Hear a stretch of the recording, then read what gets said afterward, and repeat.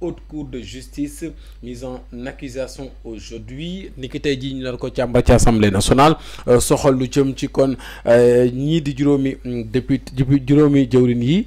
Ismaïla Madior Fall Soxna Ndeye Saly Diop Dieng ak ki nga xamante moom moo di Soxna Ndeye Saly Diop ak ki nga xamante moom moo di Sophie Gladima Moustapha Diop Mansour Faye voilà les 5 ministres yi nga xamante ni donc dañ càmbar seen mbir tey bu mise en accusation bi jàllee nag mooy ñoom dañu wuy ca haute cour de justice bi ngir ñu mën leen daal di àtte yëglekaay bi di laas xëy ko xamal ci page 3 xëtam bu njëkk ñetteelu xëtam bi bokk page 3 ngir mën ko fa fekk ba tey ci wàllum lii di wér-gu-yaram complications liées à la grossesse ou à l'accouchement mooy ñi am doom yenn saa am ay jafe-jafe bu ñu wanee lor bu ñu waree rek mucc loolu nag lu toll ci juróomi téeméeri jigéen dañ ci faatu at bu jot bu ñu sukkandikoo ci yëglekaay bi page 7 bu ngeen demee di ngeen fa fekk liggéey bi nga xamante ni soxna Mame Diarra Diop def na ko ci Mame Diarra def na ko ci ñu wax leneen ci li nga xamante moom moo di kon professeur Maodo Ndiaye dermatologue la à l'hôpital Dalal Jàmm nee na 30% des malades présentent des infections dermatologiques maanaam ñu ci ëpp ci malade yi fay ñëw téeméer boo jël fanweer yi ñoom feebar yu xeetu ngóom yooyee ñu wax wàllum dermato bokk na ci lu leen di sonal lool ci seen wàllum wér-gu-yaram axe Dakar Thiès liñ ci teg ci loxo buñ koy xayma toll na ci 7,851 milliards ci suñuy koppar di kon milliards yi nga xamante ni bokk pas suñuy koppar sax mais xaalisu bu ñuul bu baaxul maanaam li ñuy wax billet noir xaalis bu bon bi loolu nag waa douane ñoo ko lëj mbëj ba teg ko loxo ci diggante Dakar ak Thiès bu ñuy xayma nag koppar yooyu toll na ci 7,851 milliards wax ci suivi du pacte de stabilité sociale vers la revue des conventions collectives nationales maanaam convention yi nga xamante ni daal mooy li ñuy duppee ay convention collective nationale ñu mën ko dem ba xoolaat ko baax ndax nag bokk na ci suivi bi ñu mën a amal ci pacte bi ñu signé woon ci wàllum société stabilité sociale bi nga xamante ni daanaka am na ak dal am na paix ndax nag dafa jàppoon ne dafa xawoon am ay jafe-jafe njiitu réew mi nag signé ko ak ñoom ci bi ñuy jébbale li nga xamante moom moo di cahier de doléance ngeen nga mën ko am ci yëglekaay bii di laas ñu jóge ci laas dem ci beneenu yëglekaay bi nga xamante ni moom it biral na ay mbiram bokk na ci yëglekaay bi di l'info yëglekaay tamit wax ci li nga xamante moom moo soxal les instructions fortes du chef de l'État transformation systémique du secteur de la presse jafe-jafe yi nga xamante ni am na sax ci secteur de la presse bi pour rek ñëwaat ci pacte de stabilité sociale boobee jàpp na la presse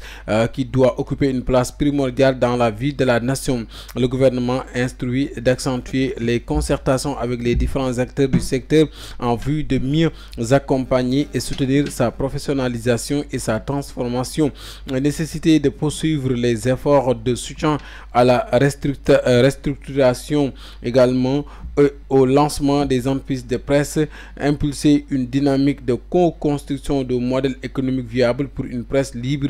professionnelle et responsable, examiner les voies et moyens de mettre en œuvre les recommandations et propositions des organisations d'acteurs des médias concernant le code de la presse et la transformation systémique et durable du secteur, définir un cadre rénové de financement et de suivi de l'exécution des plans de développement des entreprises de presse publique. Fexe ba rek kon daal waxtaanee secteur bi mooy njiitu réew mi joxe na ci daal ay directives yoo xamante ni bëgg na ñu jëmmal ko te jàpp na bu ñu ko jëmmalee rek lépp luñ ci soxla rek ci wàllum kon lii di rek maanaam lu jëm ci ñoŋ-ñoŋ ba jafe-jafe du am danañ ko daal di mën daal di am loolu nag yëglekaay bi xamle na ko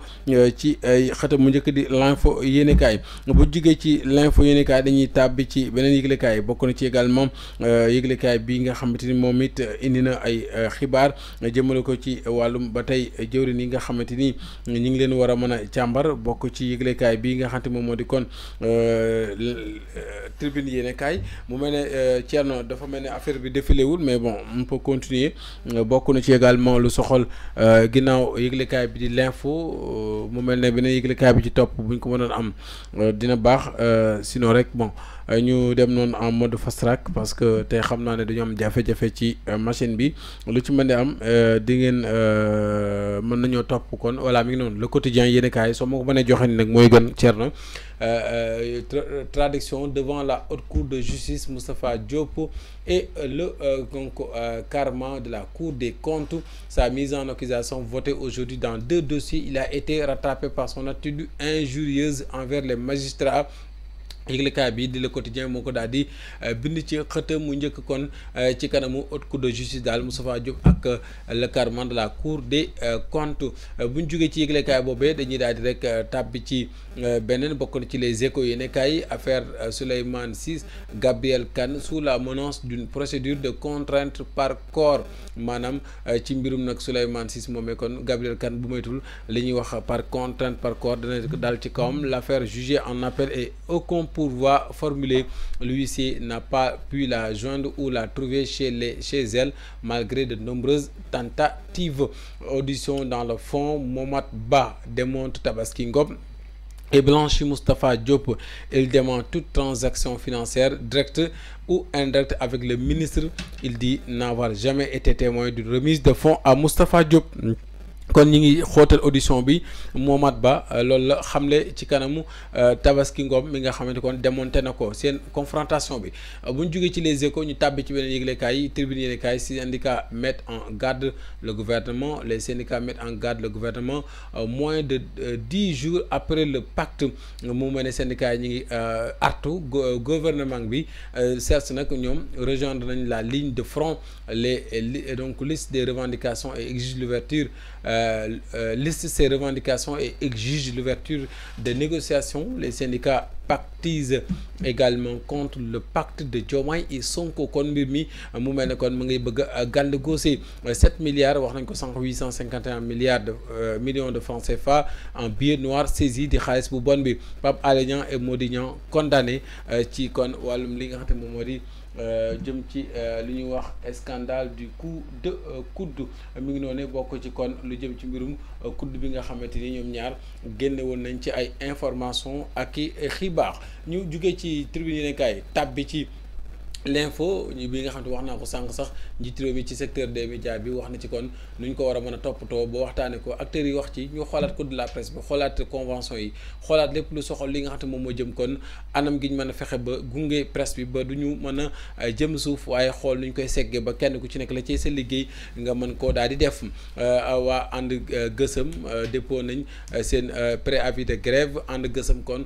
porte les premiers coups au pacte de stabilité sociale kon mu mel ne pacte bi daal demeewul na mu waroon a demee bu ñu jógee ci l'info tàbbi ci beneen yëglekaay Le Soleil crise dans les médias wax nañ ko sànq les directives du chef de l'État ñëw na ci ngir ñu càmbar lu mel ñu jógee ci Le Soleil tàbbi ci beneen yëglekaay di Walf Quotidien 251 parcelles à Yoff 29 titres fonciers aux Almadies le fabuleux trésor de Farba pisté mu mel ne kon gars yi daal mayuñ lu toll ne fatal ay ni Farba Ngom jàpp nañu daal am na lu bëri lu ñu teg bët ci ak moomelam ci wàllum suuf ni ñu ko waxee ci yëglekaay boobee ndax nee nañ lu toll ci ñeenti téeméer ak juróom fukk ak benn ci ay kër ca Yoff ci ay parcelles am na ko ñaar fukk ak juróom-ñeent ci ay titres fonciers ca Almadies naka noonee ci page juróom-ñaareelu Walf Quotidien bu ñu jugee ci Walf Quotidien dañuy dem ci beneen yëglekaay soxal na Libération la sûreté donc la section de recherche met à jour un tong-tong interne à Microzen 112 transactions frauduleuses identifiées selon yëglekaay bii nga xamante moom moo di kon di Libération reddition des comptes détournement ak escroquerie sur les deniers publics l'ancien président de la chambre des métiers de Diourbel et l'ex-secrétaire général arrêté Massamba Thiam ak Medoune Diop déféré au parquet niki dem ñu dem ci beneen yëglekaay ginnaaw boobu ñu dem source a wax ci kon inculpation éminente de Ismaïla Madior Fall ak Biram Ismaïla ak Birane frère de autant pour moi c'est Ismaïla ak Birane frère de Farba Ngom possible ndungu siin maanaam buy moytu daal ñoom dinañ dem ndungu siin nag ab dëkk la keroog laa ko doo gis TFM ñu koy wane ndekete ab dëkk la ñu bëri it ñu mel ne man xamuñ ko woon difficulté dans le secteur de la presse le président Bassirou Diomaye Faye kon ma ngay jàpp daal ngir ñu gën a xool nu ñuy defee concertation ak les acteurs du secteur ñu dem ci beneen yëglekaay wax ci point actu coup dur pour l'image de Macky Sall. Amadou Sall, considéré à tort ou à raison comme détenteur de la nationalité américaine, sèche sa convocation au PJF, des pôles judiciaires financiers. Une affaire de blanchiment estimée à 125 milliards de francs CFA et des véhicules de luxe seraient donc au cœur du dossier. Pourtant, Karim Wade, entre Londres et Paris, détenteur de la nationalité française à l'époque, avait répondu à la convocation d'un CREI. Jàppale Karim Wade donte amoon nationalité française moom wuy woon na CREI bañ ko woowee. Cheikh Yérim Seck révèle que la DIC est sur les traces d'Amadou Sall depuis octobre 2024. nee na DIC ñi ngi topp ci tànkam depuis 2024 di ko yootal kon doomu Macky Sall bi daal dañ koy njottal ci mbirum nag lu mu laale ci ñetti société immobilière ak ay terrain yoo xam ne dañ ko xamee ci juróom fukk ak juróom milliards ci suñu koppar bu ñu sukkandiku ci Cheikh Yérim Seck. ñu dem ci benn yëglekaay l'évidence ñëw ci kon mu ngi noonu Cheikh Yérim Seck ne la déchéance d'une plume autrefois respectée. 5 anciens ministres face à leur destin ce jeudi ni ki tey jii Diop le dandy Gladima ak la scientifique Madior le tailleur, Mansour le courageux et Sali Diop la technocrate. Néonu Diop le dandy, Gladima la scientifique, Madior le tailleur, Mansour le courageux et Sali Diop la technocrate. ñu ngi noonu ñoom daal tey jii daañu xam seen mbir nu muy mujjee. ñu dem ci beneen yëglekaay Vox Populi ñëwaat na ci juróomi ministre yooyee tey jii daañu xool seen ëllëg ndax nag daañu leen lëj mbëj dindi seen mbalaan maanaam li ñuy wax mise en accusation bu jàllee rek seen kiraay ko en tant que jëwriñ lañ woon ci jamonoy nguurug Macky Sall. Immatriculation au NINEA chiffre donc mu ngi noonu voilà chiffre clé. Tendance et évolution, chute de 4,2% de la création d'entreprises en 2024 maanaam ñi dem taxawal seen entreprise ci 2024 am na ne yaa dañ leen di compter maanaam am na ab rës gu ci am. yëglekaay bi Vox Populi moo ko xamle ci xëtam mu njëkk wax ci crise des médias bi les directives du chef de l'État au gouvernement ni ki conseil des ministres dem kon wax na ci li mu gën a yaatoo. Il faudra sortir des politiques agricoles donc PRACAS PENA PRIA etc. pour aller vers des politiques alimentaires. ñu dem ci beneen yëglekaay ginnaaw Vox Populi ji xale ko tàggat yaram la première cohorte de 41 personnes lancées Dakar 2026 donc Learning Academy. mu ngi noonu ces étudiants vont s'initier autant pour moi à gérer ce genre de métier, estime le président du COJOJ Mamadou Diagne Ndiaye. Exemple, nous pouvons soulever les montagnes derrière notre jeunesse qui va nous montrer le chemin, a dit Christine Fage, ambassadrice de la France au Sénégal. Ligue des champions, le PSG tient sa finale et si c'était la bonne année, point d'interrogation. Record yéenekaay bu dee yemm na ñu tëje ko ak lii di CAN U20 ak mondial beach soccer gagné ou rentré gagné rek wala delluwaat ca kër ga. yëglekaay bi loolu ko xam ne ci xëtam mu njëkk mi ngi noonu Paris éteint Arsenal et défiera l'Inter. Choc Douane GFC DC Dakar Sacré-Cœur ak Linguère. Génération Foot les déçus d'une donc